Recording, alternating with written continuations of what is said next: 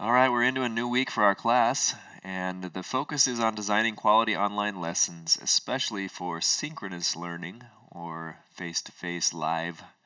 I guess maybe not face-to-face, but live learning online. So that's what we're talking about this week, and you're preparing this week to complete the assignment due at the end of next week, where you will actually present live online, and then some kind of lesson that you present for a while, and then you also submit a reflection on the experience to me.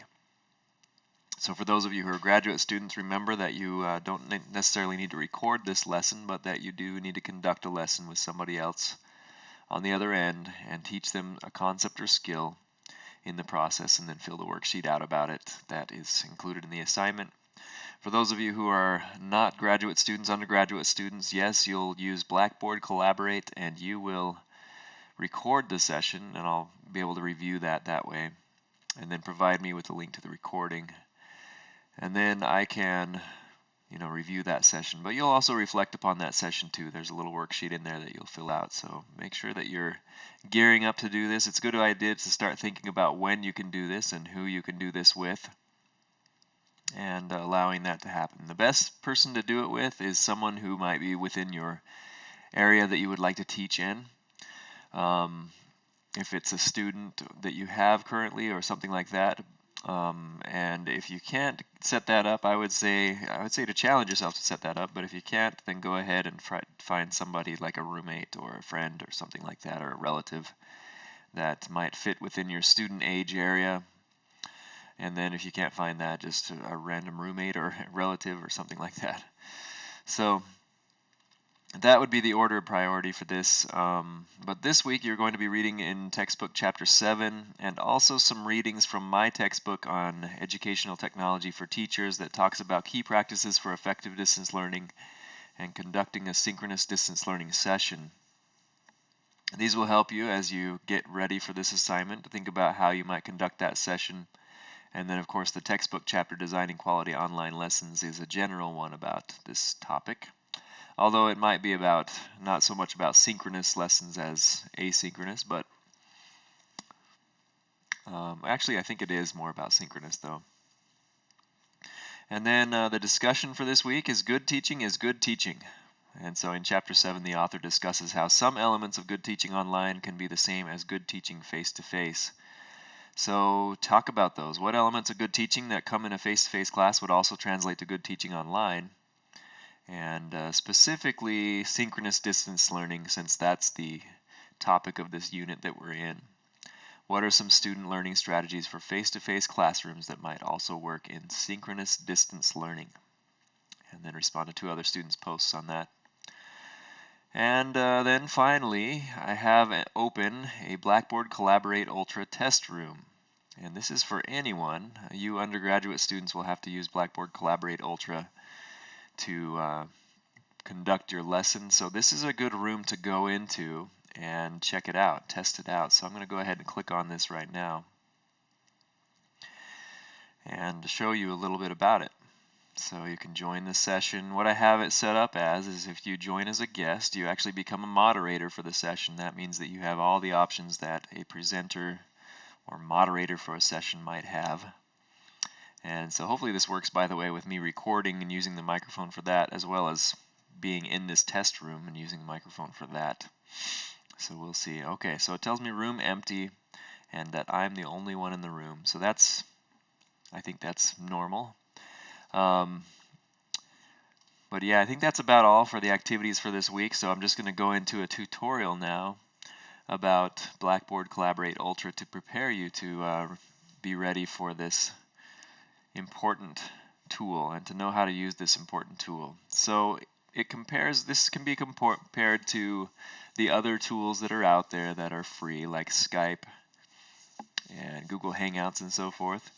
But this is a much more sophisticated system, and it's better working for this type of synchronous learning environment than any of those other systems. And that's of course why I use it for our live sessions in class, but also why maybe you would want to think about using something like this. The only problem is it's a university tool, and it's not necessarily available by school districts. It depends on the school district and whether they have something like this that they have purchased or not, or paid for, or that they pay for monthly. So alright, so we have some options up here on the left. We can do some things like record a session, and that's what you want to make sure you do if you're doing the lesson for this class as an undergraduate student. You hit start recording before you begin. You don't want to forget this, or else you're going to have to do the lesson again and get somebody else to do it. And so I have the recording of it. So once you hit start recording, then you can begin the official session. You probably don't want to hit this until you actually begin the session, you know, the preliminary stuff where students are coming in and you're just talking to them. You probably don't need to record that. You can join this session by using your phone for audio, and that's something that's available as well. You can call in. Sometimes it's easier for students maybe to call in if they don't have a computer at home. And then there's different help options, report an issue options, tell me about collaboration, and leave this session. That means when you're done, you leave the session right there. So those are some options with the tool, but how to actually conduct a session is very important. So we'll go over here, and right here we need to select share audio if we want people to be able to hear our audio. And right here we select share video. And right here students, by the way, students have these options as well. Students can raise their hand, and that means that notifies you that somebody has their hand raised and they have a question. So it's kind of like the same as raising a hand in class, but in the virtual environment. Alright, but before I talk about showing audio and sharing video, there's this gear box down here. I opened up this window on the right, and there's a gearbox here and a set up your camera and microphone option. This is important because sometimes we have the wrong microphone set up. For instance, in my computer right now, it has, looks like 5, well, default is one of the other options, but you have 4 different options of microphones. One's built into my laptop. That's probably not the one that I want to use, the one that's built into my laptop. Instead, it's better to use something that I've got plugged into my laptop. Like right now I'm wearing a headset. So that's a better thing to use, or even if you have one of those pairs of headphones with a mic in them, that's better than using your laptop built in, because it keeps the microphone closer to the source of sound, which is your mouth. So remember and choose wisely your microphone. So in this case I'll choose, and basically it will pop up and down on here. It'll say you sound great if it's working. If it's not working, you might have to hit no, I need help, and that can kind of help you to make sure you set up. Now in this case, this is the camera, and this should show me if it was working right, but I'm not set to the right camera, so I actually have to change that. Hello, here I am. Good morning, it's Monday. So anyway, there we go, and yes, that's working. So now I have those set up for the right sources. Now down here, I can actually turn them on and get them going. So I had to go over here, right here, open up this panel, open up the gear, choose set up your camera and microphone, and that means that everything's working right. And now I can share my mic and once I have that set, you can see that that's on, and that means that other people in the room now could hear me. Before they could not. So all the talking I was doing, if somebody was in this session in the room, they wouldn't be able to hear it yet until I open that up. And then I go share video, and it says, okay, we're ready to start, and it shows me I've sampled my video, and I say, okay, that looks all right. And then I choose share video, and that means that other people can see my face now, and of course it's down here for me. I don't need to see it very large, but for other people it'll be larger. They can see my face in the session, and that way I can connect with them in a nice way. And I do suggest sharing your face for some of the sessions. I don't share mine always for these videos just because I don't know that they add some instructional value, but if we think about synchronous lessons and social presence, this really can help with social presence, to show yourself, to show that you are there. And maybe even if you have a student or two, but not 100 or 50 or a large amount, maybe you can allow them to also, or invite them, or maybe tell them to show their own video, so that you can see them and whether they're paying attention or doing things like that. Alright, so that's The video sharing, that's the microphone sharing. That's how that all works. I guess my video is pretty small in the corner, but I'll just leave it going. Alright, so down here as well we have some different objects or different options for interaction. On the left hand side, this is a chat item, so you can chat to people. Sometimes before a session is set up and before I'm ready to go, somebody might join the room early, so I'll chat to them saying, okay, we'll begin in 5 minutes or whatever it is.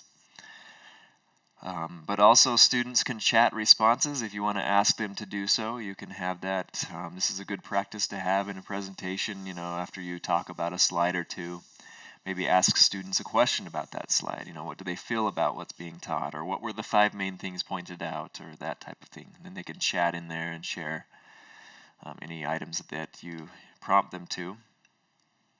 On here, on the second tab here, you have a list of participants and how many attendees are in the meeting, and it also shares who's talking right now, shows that mic going up and down, and so you can see kind of that. It also shows how well they're connected. It says your experience is excellent. That means I'm connected fairly well to this session.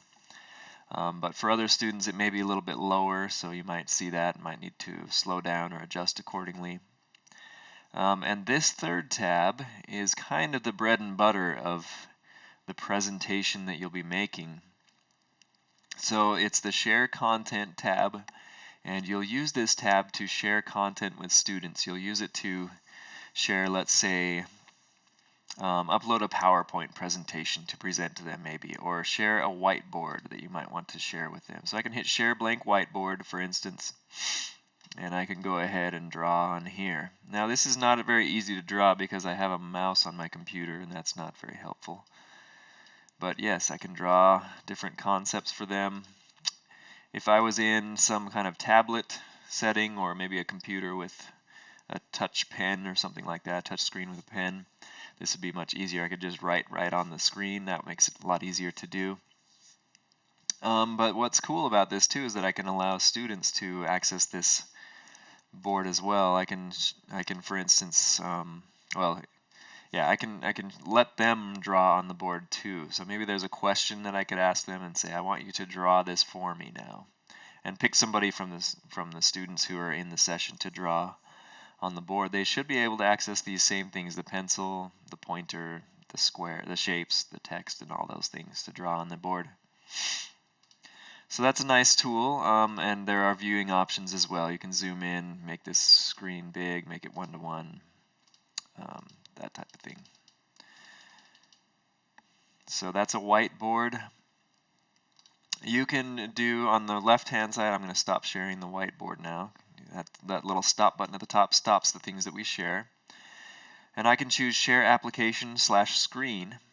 And so what do you want to share? I can choose I want to share just an application or my entire screen. So I'll choose entire screen. And basically when I do that, it should share the whole screen to the class. And so, yeah, let me choose. It asks me, I have 2 screens on my computer. I'm going to share screen 1.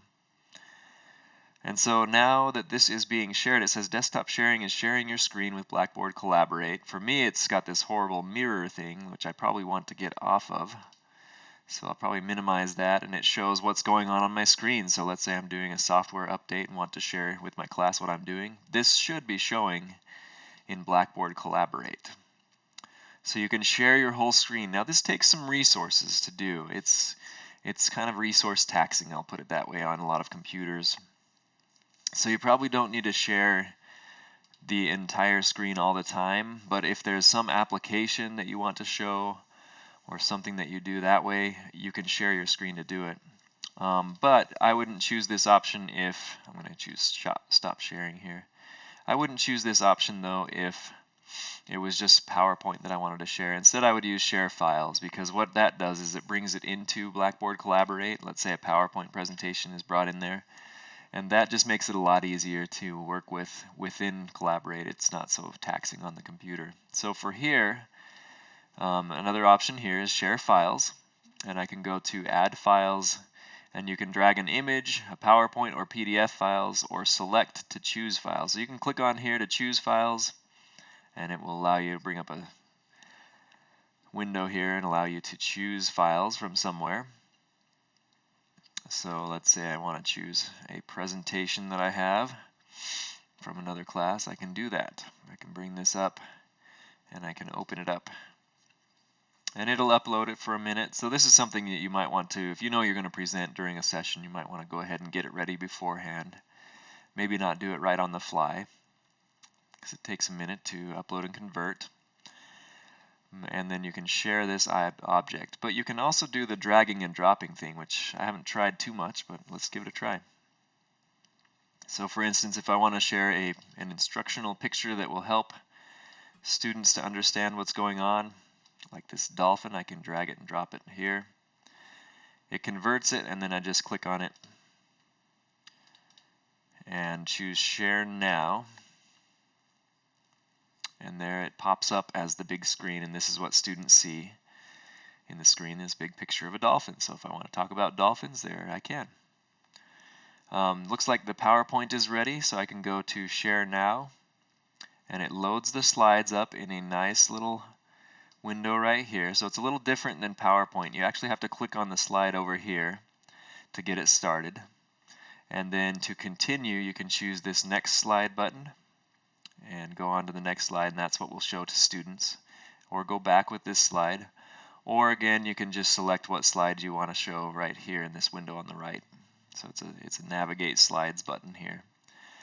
And you can go back to Share Files. You can choose other files too. PDF files work in this as well if you want to share a document or some kind of PDF in here as well. So that's kind of the bread and butter of how I've presented. Generally, I'll have a presentation in PowerPoint.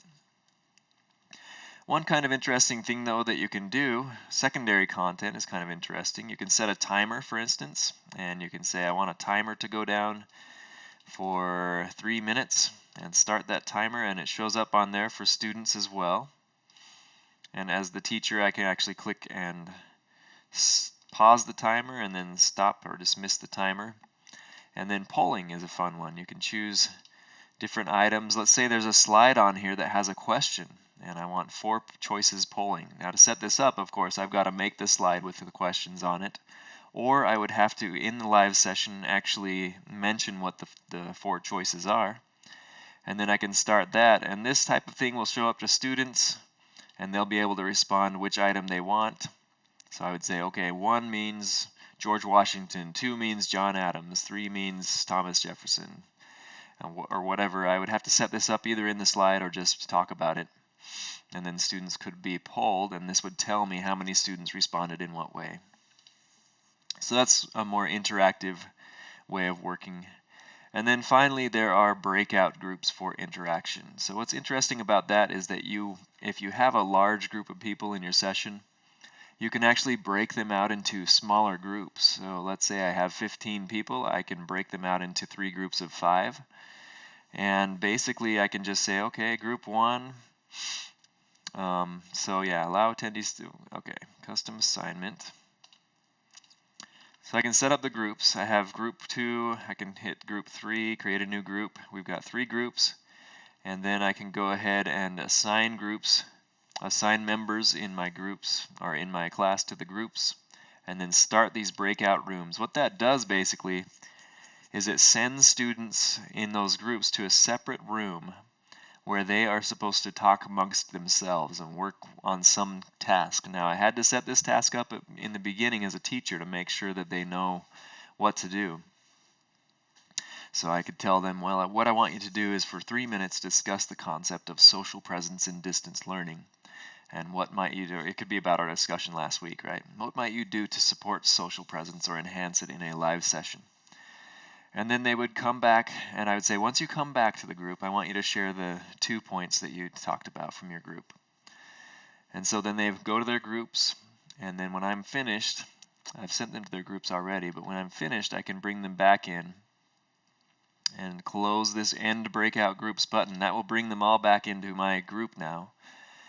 And hopefully I don't cut them off, right? With online learning, it's a little awkward because maybe they're still talking about something important.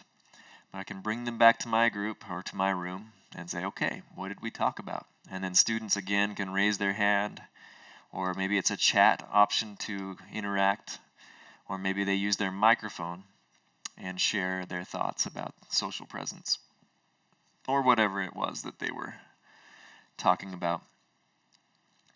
So that's basically that. Those are the features. To stop sharing whatever it is that I'm sharing, I can just hit that close button. That stops the PowerPoint presentation that I had up.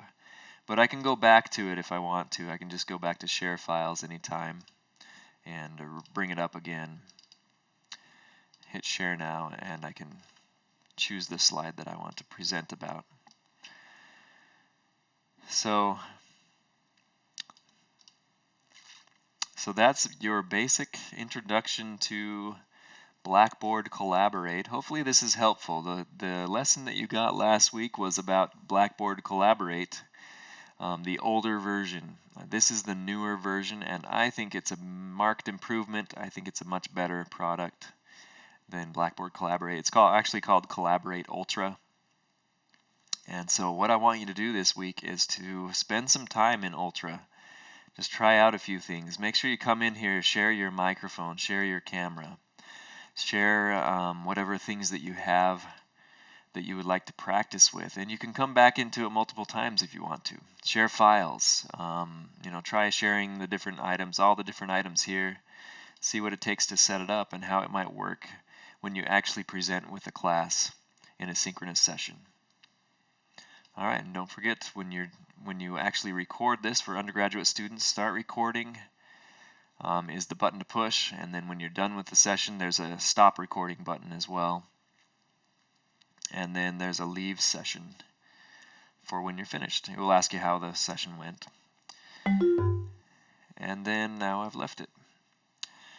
So I guess that's about it for this week. You do want to be thinking about setting up a time to present though, because I'm going to need to set up a room, at least for those of you who are in the 410 class, I'm going to need to set up a room for you in Blackboard Collaborate and send that to you, where you are the moderator and it's your own room, and it will be set up for the time that you would like to present. And I can do that anytime, so just send me an email and I can set that room up so that you're ready to go. And you can even practice in your own room if you want me to set one up for you that's very specific for that. Okay, I think that's about all for this week, so good luck and have a great week.